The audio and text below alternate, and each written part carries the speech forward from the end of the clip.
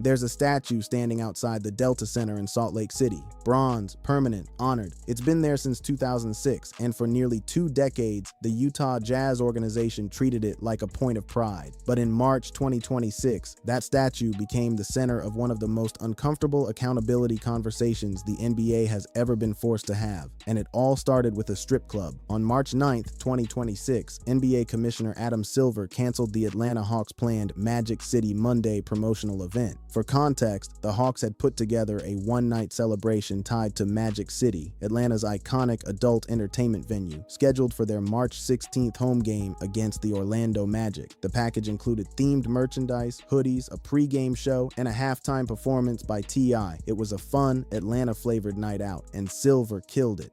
His official statement said the league had reached out to the Hawks to better understand their plans. And then came the line that lit the internet on fire. Silver cited, quote, significant concerns from a broad array of league stakeholders, including fans, partners, and employees, and declared that canceling the promotion was the right decision for the broader NBA community. One night, tied to a strip club, gone. The NBA had spoken clearly about what it considers appropriate. And within 24 hours, the internet had a very pointed response. If the NBA can erase a one-night strip club promotion over concerns about what the league stands for, then what exactly is a permanent bronze statue of Karl Malone doing outside its arena? That was the question, and once people started asking it, they couldn't stop. Yahoo Sports published a widely shared piece the very next day. Reddit's NBA and Utah Jazz communities exploded. Users on X tagged the Jazz, the league, and Silver directly. By March 11th, thousands of emails had reportedly flooded the Utah Jazz front office and NBA headquarters demanding the statue come down. The wave was real, it was coordinated, and it was loud. But to understand why that anger had been building for over 4 decades, you have to go back to a small town in Louisiana in the summer of 1983. Karl Malone grew up in Summerfield, Louisiana, population under 200, a tight-knit rural community where every family knew every other family and had for generations. In the summer of 1983, Malone was 20 years old, a sophomore standout at Louisiana Tech University, already drawing serious NBA attention. He was home for the offseason. Gloria Bell was 13 years old, an 8th grade student who lived in the same neighborhood, whose family had long-standing ties to the Malones. That summer, Malone entered into a sexual relationship with Gloria Bell. Under Louisiana law at the time, the age of consent was 17.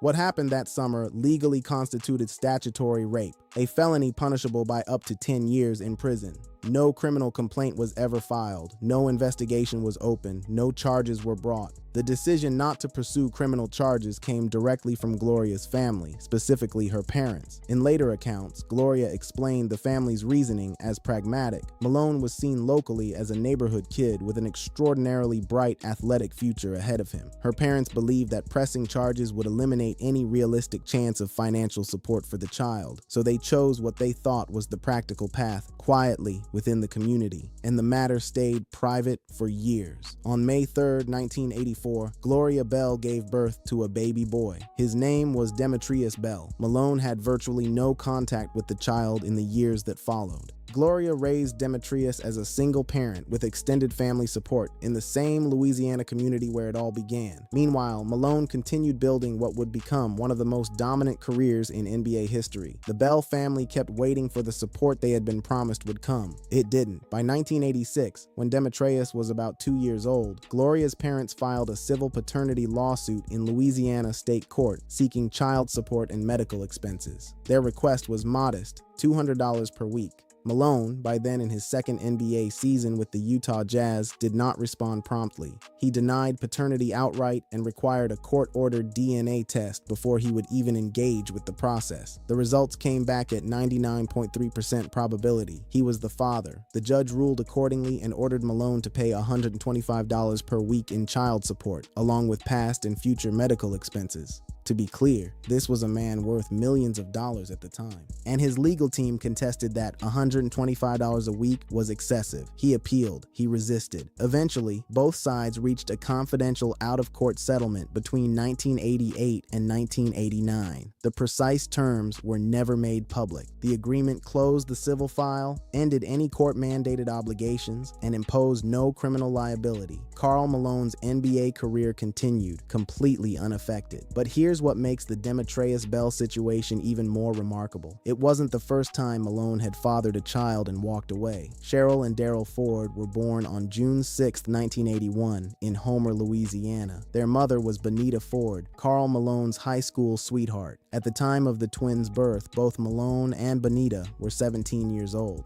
The relationship ended shortly after the twins arrived, and Benita raised them largely on her own. Cheryl later recalled in interviews that she didn't even know Malone was her father until she was around 8 years old. In 1989, Benita filed a civil paternity lawsuit seeking formal recognition of fatherhood and child support. Malone, now an established NBA player, did not cooperate. Court records show he refused to disclose his financial assets or submit to DNA testing as ordered by the judge. The litigation dragged on for 3 years. In 1992, a Louisiana court held Malone in contempt for his continued non-compliance. A contempt finding from a judge for refusing to cooperate with a paternity case involving his own children. The matter remained civil. No jail time was served, and once again, both sides settled privately. His attorney confirmed that a significant sum was paid to resolve the case. The twins didn't meet their father until they were 17 years old. When that meeting finally happened, both Cheryl and Daryl went on to play college basketball at Louisiana Tech, Malone's own alma mater. Cheryl Ford became a 3-time WNBA champion with the Detroit Shock and earned multiple All-Star honors. By the early 2000s, the twins had been folded into the broader Malone family narrative. Reconciliation happened, but only after years of denial, a contempt order, a confidential settlement, and over a decade of deliberate distance. The pattern by now was unmistakable. Deny, resist, settle privately, acknowledge later, on his terms, in his time. And through all of it, the NBA never said a single word. In 2010, Karl Malone was inducted into the Naismith Memorial Basketball Hall of Fame. By any statistical measure, the case was airtight. 2 MVPs, 14 All-Star selections, 11 first-team All-NBA honors. He took the stage and thanked his wife, his children, his coaches, Larry Miller, the man who commissioned that bronze statue, and John Stockton. No mention of Gloria Bell, no mention of Demetrius, no mention of Benita Ford or the twins, no mention of the civil cases, the contempt order, the DNA test, or the $125 a week he called excessive. At one point during his speech, he said, "I might not have did it right all the time." That line landed very differently depending on who was listening. The conversation refused to stay buried. In February 2023, the NBA invited Malone back to Salt Lake City as a celebrity judge for the slam dunk contest during All-Star Weekend. The decision drew immediate backlash. Rolling Stone published an editorial directly calling out the tone deafness of the invitation. When reporters approached Malone about the growing criticism, his response was brief and final. "That's my personal life.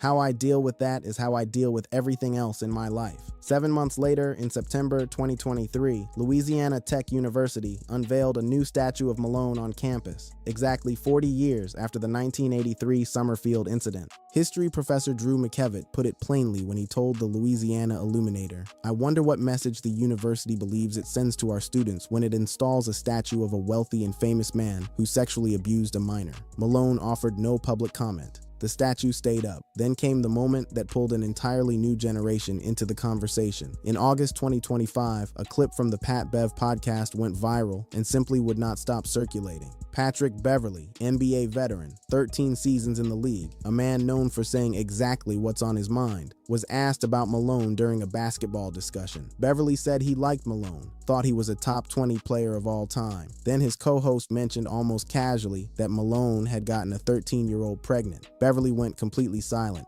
"Time out. I need a full timeout." The clip spread across every platform. And what made it hit so hard wasn't just Beverly's reaction. It was the reminder of who that child was, Demetrius Bell, the boy Karl Malone fathered with a 13-year-old in 1983, denied for years, then met at age 17 only to reportedly be told, "It's too late for me to be a dad to you. You're going to have to make your own way." Demetrius Bell was drafted by the Buffalo Bills in 2008. He played 5 NFL seasons as an offensive tackle. He built his own life without his father, exactly as he'd been told he would have to. A reconciliation eventually came. By 2018, the two were reportedly talking and texting nearly every day. Demetrius has since stated publicly that he holds no bitterness, that he views the healing as part of growth on both sides. 2 days after Malone's 62nd birthday in July 2025, the NBA's official history account posted a standard birthday tribute. Victor Wembanyama, the league's brightest young superstar, reposted a fan video calling for Malone to face real consequences. It was widely read as a deliberate generational statement about how today's players view historical figures whose off-court conduct conflicts with modern accountability standards. So when the Hawks' Magic City promotion was canceled in March 2026, and the internet turned its eyes to that bronze statue outside the Delta Center, none of this was new information. The facts of 1983 had been in court documents and public records for decades. What was new was the lens. The NBA had drawn a clear line in the sand over a one-night strip club promotion. In doing so, it handed the public the exact comparison it had been waiting years to make. As of March 2026, the Utah Jazz have issued no formal statement. The NBA has made no announcement. The statue remains standing outside the Delta Center, exactly where it has stood since 2006. The question the internet is asking isn't going away.